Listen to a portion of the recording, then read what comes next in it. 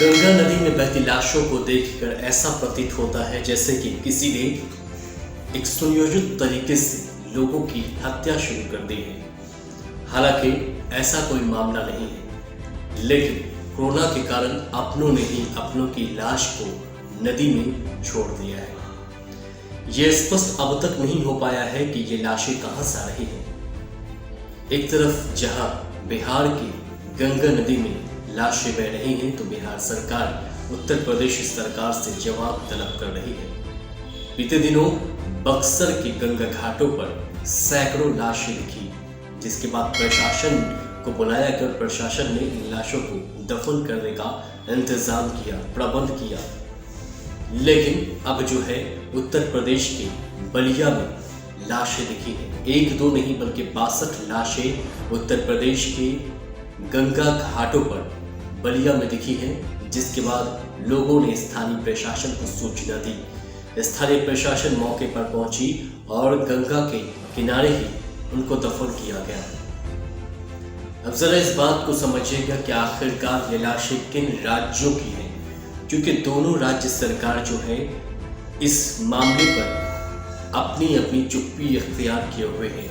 उत्तर प्रदेश सरकार का कहना है कि ये लाशें उत्तर प्रदेश की नहीं है, जबकि बिहार सरकार का भी ये कहना है कि ये लाशें बिहार का नहीं। तब आखिरकार सवाल ये उठता है कि आखिरकार ये लाशें जो है, जो हर रोज सैकड़ों की संख्या में मिल रही है, आंकड़े 2000 से अधिक के हो चुके हैं, तो ये लाशें आखिरकार किस राज्य की है? कौन से राज्य की जनता की ये लाशें और कौन लोग हैं ये?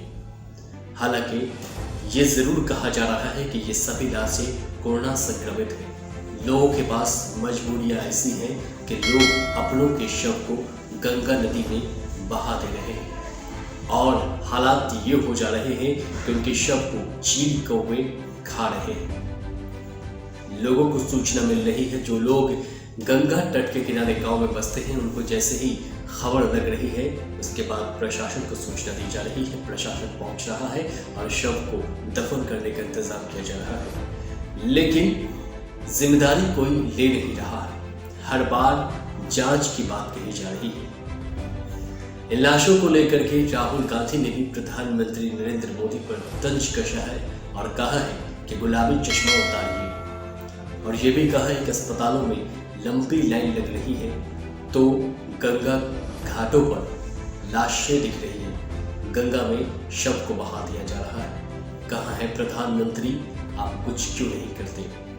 इस तरह से उन्होंने तंज कसा है और एक अपील भी की है राहुल गांधी ने। लेकिन जिस तरह से उत्तर प्रदेश और बिहार में गंगा में जो लाशें मिल रही हैं, उसको लेकर के जिम्मेदारियों से सरकार भागती नजर आ रही है। अब इन सब के बीच सवाल ये खड़ा होता है कि आखिरकार ये लाशें बहा कौन रहा है?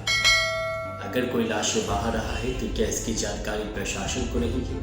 इन लोगों की मौत कहाँ हो जा रही है और लोग लाशें बहा दे रहे हैं, तो उन्हें प्रशासन का डर क्यों नहीं है?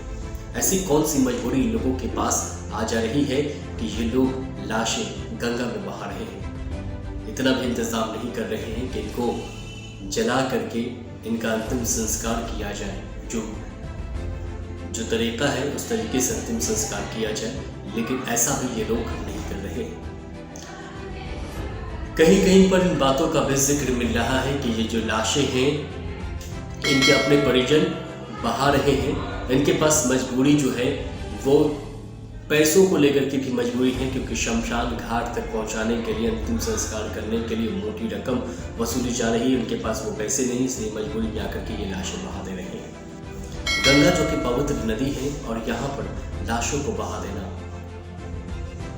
लाशों को बहा देने से गंगा अपवित्र होती जा रही है। लेकिन सरकार को इन सारे मुद्दों पर संज्ञान लेना चाहिए और कार्रवाई करनी चाहिए कि आखिरकार ये लाशें कहाँ से बह रही है, और सटीक जो है वो कार्रवाई करनी चाहिए। हालांकि कुछ घाटों पर प्रशासन के जो नुमाइंदे हैं, पुलिस वाले को तैनात कर दिया जा चुका है, और ये देखने के लिए कि आखिरकार लाशें कहाँ से बह रही है। लेकिन बावजूद इसके लाशों के मिलने का सिलसिला जो है वो कम होने का नाम नहीं ले रहा है। गंगा घाटों पर लाशें मिलने से अब लोगों में बेचैनी है कि आखिरकार ये लाशें कहाँ से आ रही हैं। सरकार है कि चुप्पी साधे हुए। आने वाले वक्त में ही पता चल पाएगा कि आखिरकार ये लाशें किन राज्यों की हैं और किन राज्यों के लोगों की हैं और कौन बहा रहा है इतनी बड़ी संख्या में ये लाशें।